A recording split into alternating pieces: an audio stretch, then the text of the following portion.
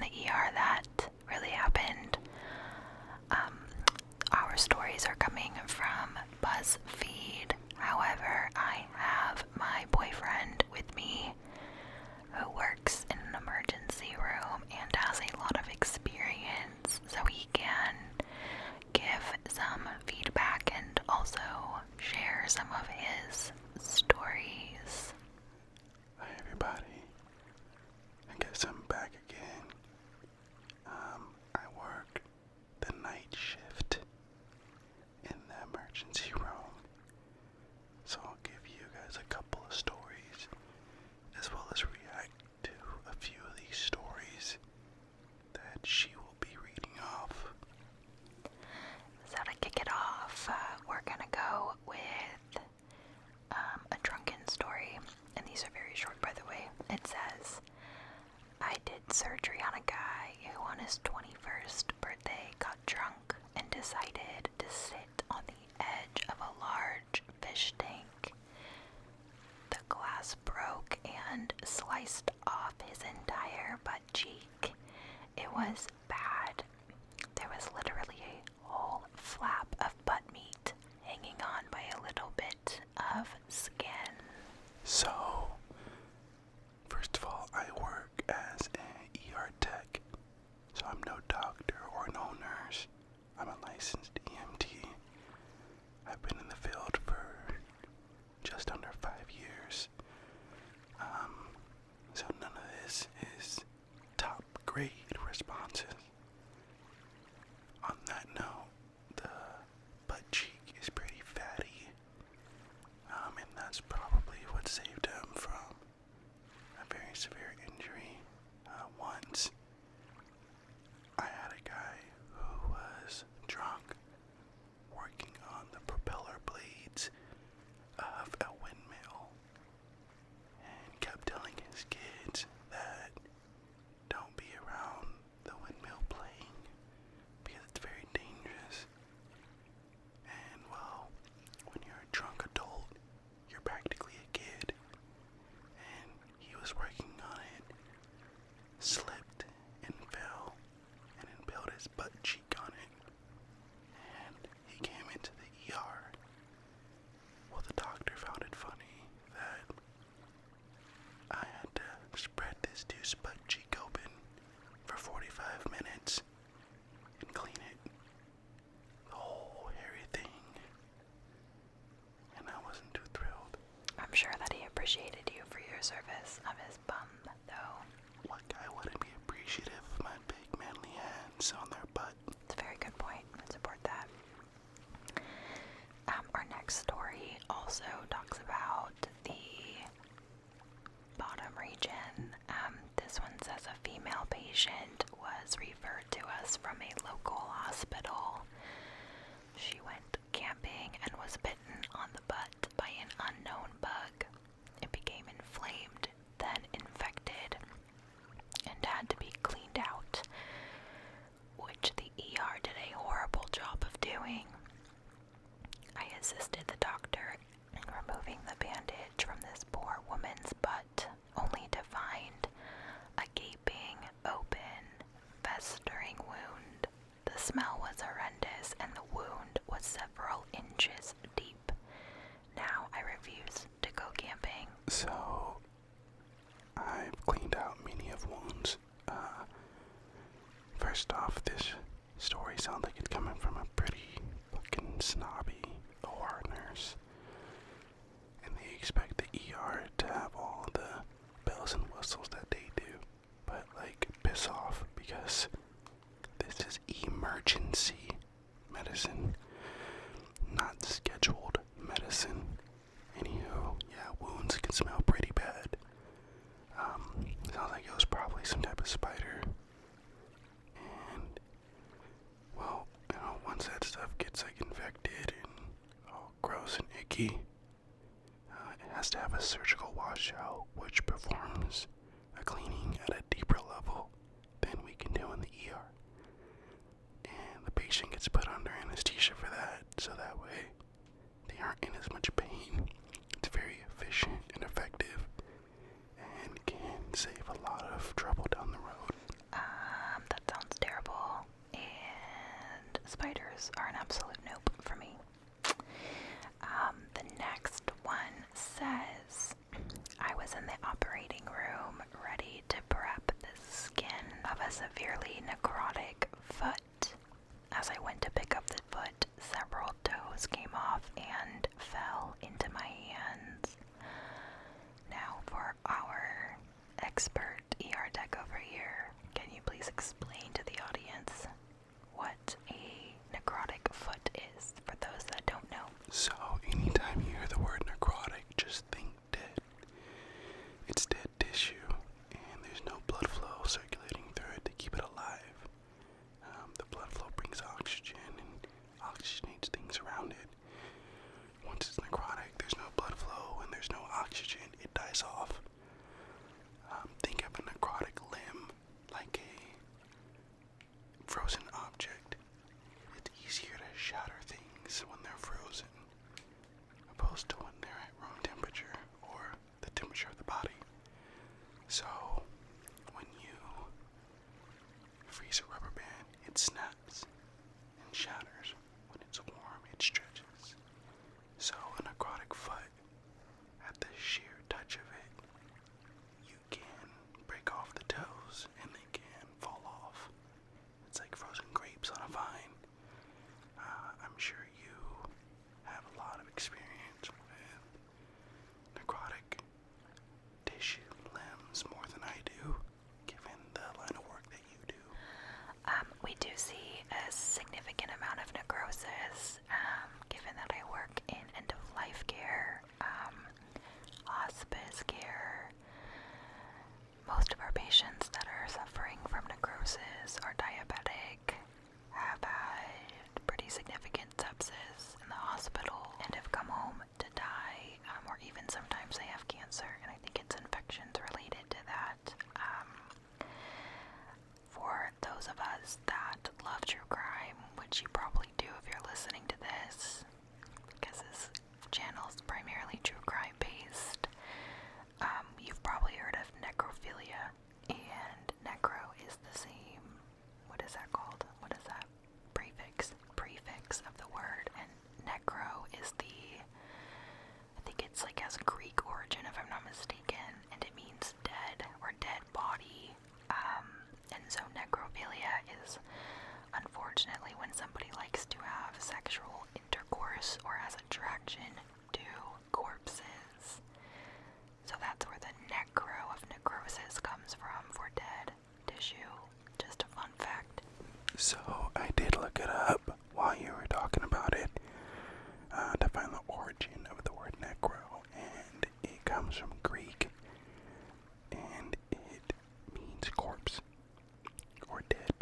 So, yeah, anytime you hear necro, anything, necrotic, necrophilia, anything, it's dead. So what you're telling me is that I was right. Thank you so much.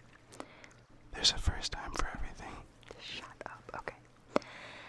Next story says, a long time ago, a girl came in and was lying on a stretcher at an odd angle with a sheet draped over her. It was my job to fill out her chart and ask some questions, and the horrified look on her face intrigued me. Apparently, she had been at a party and used the restroom, and someone before her had decided a funny prank would be to superglue the toilet seat. She had to come to the ER with the seat still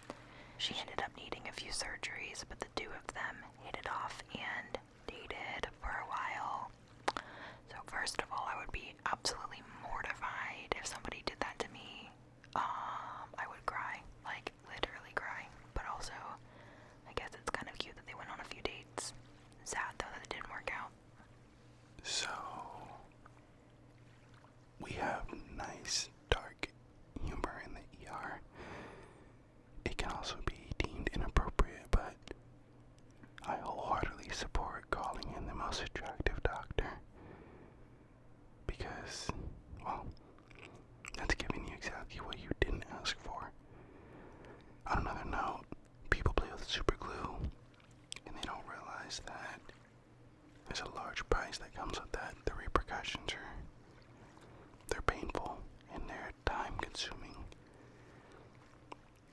You have to let the liquid that I forgot what it's called, but you have to let that liquid soak to separate it from the skin. And sometimes cut it off or cut around it. It burns. It stings. It throbs. But that's a rookie move, man. You don't bareback a toilet seat. You gotta use some protection. That's why they got toilet seat liners. It's like a condom for your ass cheeks. Use that liner. If there ain't no liner, use some toilet paper. You're not at home. That ain't your toilet. That's communal. Thank you so much for the body tips. I'm sure we all here appreciate those deeply. Our next story says, while working in the ER, a man casually walked in with a butcher knife in his eye socket. He was mugged and stabbed. Luckily, it just missed his eyeball. I know that I've read things about people getting stabbed or impaled by something unintentionally where it hits like such a sweet spot that, like, if it goes through their brain, it hits the right spot where nothing actually goes wrong, where they aren't in, like, serious, I don't know the word, it's not like severe, or it's not urgent, it's just a matter of getting it removed safely, but they don't lose any function. So I think what she was referring to is, any type of life-threatening situation. But before I get into that, this 100% sounds like it happened in New York. That just gives off New York energy. If any of you listeners are from the East Coast, I'll know exactly what I'm talking about. But I have had patients come in with things impaled into their skull and their brain. I don't know the exact parts of the brain that it missed, but it's essentially like hitting the lotto. It's always so close to hitting a vital spot that it's insane that it didn't. But usually they're gonna have some type of traumatic brain injury with that. And I know it says traumatic, and that's because the cause is traumatic, but it could be something like migraines or headaches for the rest of their life, which can be very excruciating and annoying, and it's not something that I would want to experience. So try to keep things out of your brain if possible.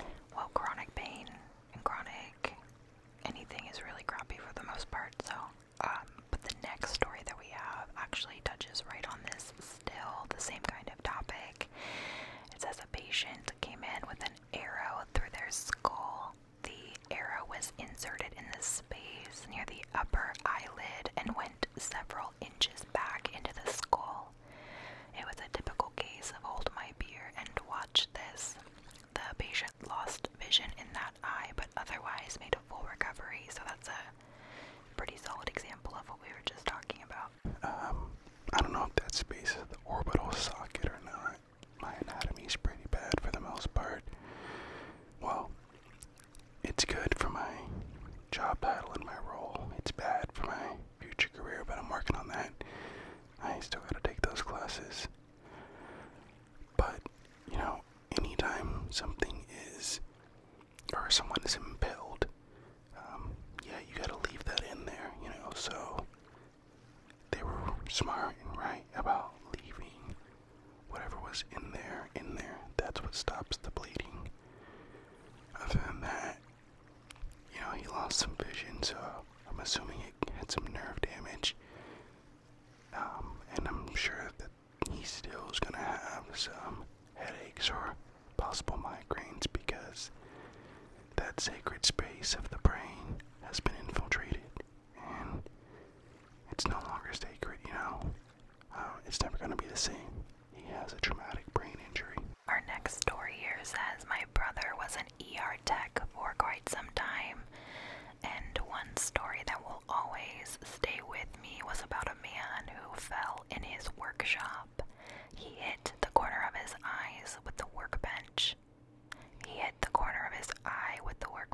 And it popped out. The poor guy came into ER with his eyeball in a cup. So, I've never had a patient with their eyeball not inside of its socket. But funny enough, my dad did, and before I get into detail, shout out to that ER tech. Any good ER around the globe is going to appreciate and love their techs. We learn a lot, and usually it's a stepping stone for us to further our medical career. And the nurses are so great, the doctors are great, the surgeons are great. So, shout out to that tech. But my dad is a plumber, and he was on a job site once, and a guy luckily had his hard hat on, and he got hit in the head by a steel beam, which shot the eye right out of the socket.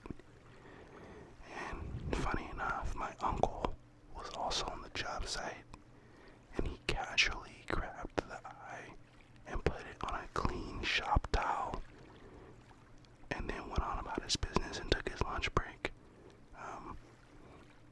That I'm sure caused some severe headaches, at least, and does not sound fun whatsoever. For all of us wondering about if you lose an eyeball, do you call 911?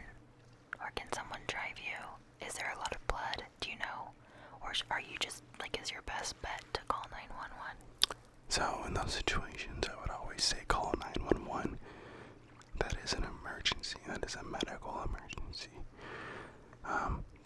There actually isn't much blood.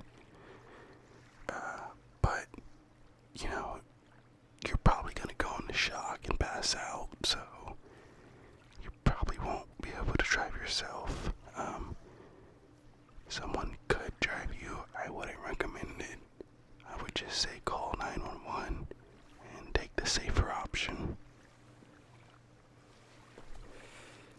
Okay, our next, actually this is going to be our last Buzzfeed story, and then after that you're going to share 2 personal crazy stories from the ER that you've experienced. This last one says, my aunt is a nurse and once had a guy come in with pain in his leg. They took him back and discovered a big infected cut and a bunch of bumps around it. After trying to dig some junk out of it, they found living fly eggs and maggots living inside his infected gut. This is something that I know is seen in the hospital because I've read it in medical records for some of our patients that are coming on to service in their end of life.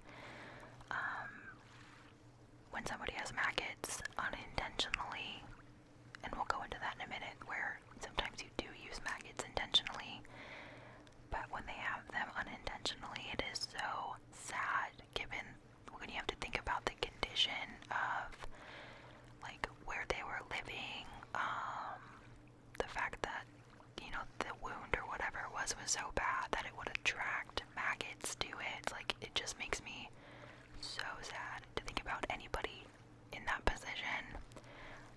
But can you share some insight into that too? So actually, I like this story. This is gonna bring me into my first personal experience story.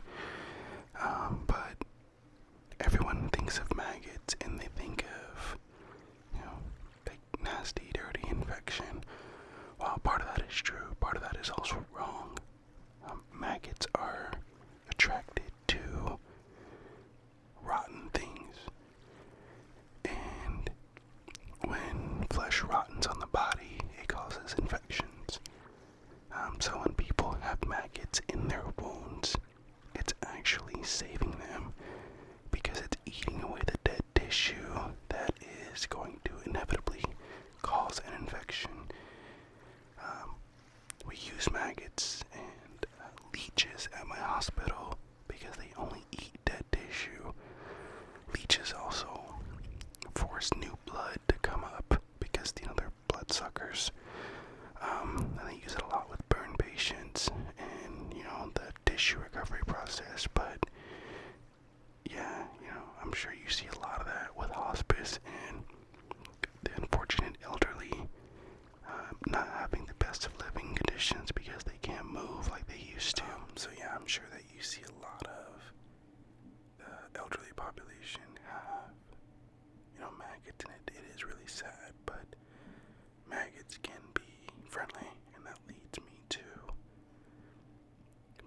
first personal experience. I was a new tech, and we had a patient come in with a chief complaint of rear bottom pain. So upon examination, this patient, by the way, was a bariatric patient, which means, very large, obese, and we looked at his bottom. He had a very large pressure ulcer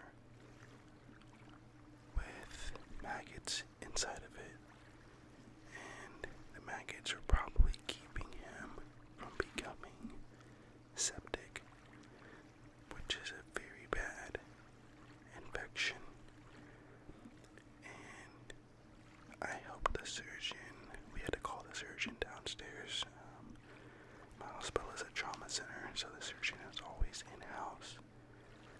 We called him downstairs, and he cleaned it out, did a small repair, and scheduled him for later or further procedures, but he was able to go home.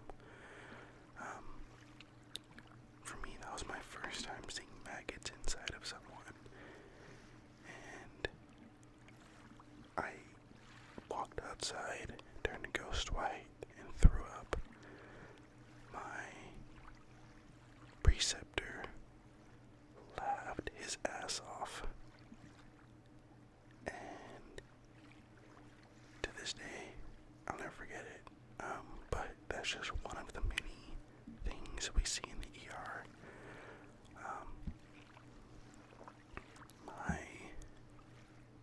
My next story from personal experience. The ER, the beautiful place. The ER is infamous for sex toys. Sex toys get lost. Sex toys get lodged. Sex toys fall out of places that no one knows there. For this next one, I walked into a patient's room once, and, was told to bring a supply in the room. I brought a supply in the room, and there was a lady laying in the gurney, playing some scratch-offs. And so, I dropped off the supply, and went and talked to the doctor, and they said, come in here. They were in the doctor's box, which is where all the doctors sit in the ER to chart and consult each other. So they said to come in here and, let's get a game plan going. And I was like, okay. I said, what do we got going on? They said, there's a sex toy up there. And I said, up where? And the doctor said, there is a vibrator stuck in this lady's vagina, and we have to get it out. I have a really good relationship with my doctors, so I looked them in the face and I said, who the fuck is we? This is going to be you. Apparently this lady and her husband were trying to spice things up in the bedroom. They had what is called a silver bullet vibrator, and the husband went down to use it on her and lost it. He shoved it too far up, and it got stuck with all the suction that happens down there. It got stuck, and his genius idea was to attempt to remove it with a pair of pliers. And when obviously that didn't work, his apology was $50 in scratch-off tickets and a trip to the ER. And to me, it's still one of the most mind-boggling things. I don't know what's worse, and you can tell me, is it the pliers going up the cookie jar, or is it the $50 in scratch-off tickets? I mean, I guess at least one of them has a possible good outcome, and the other one has an inevitable bad outcome. 100%, I would say the pliers are the worst option there. Worst. Worcestershire sauce. Yeah, I'm sorry. Pliers, what? No. No. Just get out. Absolutely not. Go home. Thank you for joining us for another ASMR video. You have a fan following now. People like your whisper. You know I love your whisper. And this will not be the last time you join us. Thank you everyone for listening and being in this space with us. And I'll let him give his farewell to you too. Thank you guys for having Daddy Neon back on the channel. If you enjoy hearing us talk as a duo, please comment some topics we could possibly talk about, because I'm very indecisive on picking things. Well, I'm not indecisive, I just don't care what we talk about. I'm down for whatever. She's very indecisive on picking things, so how about we ask you love to give us some topics. And I also want to congratulate her on her 1K followers. You guys are awesome. I'd love to know where you guys are all from also, so maybe share your states, not your cities, that's too weird, just your state. Yeah, that's a great idea. I love the idea of one, knowing where you guys are from. Definitely let us know if there's other topics you want us to talk about. I'm down for a good old classic Q&A. If you just have some questions for us, certainly leave them in the comments. Let us know if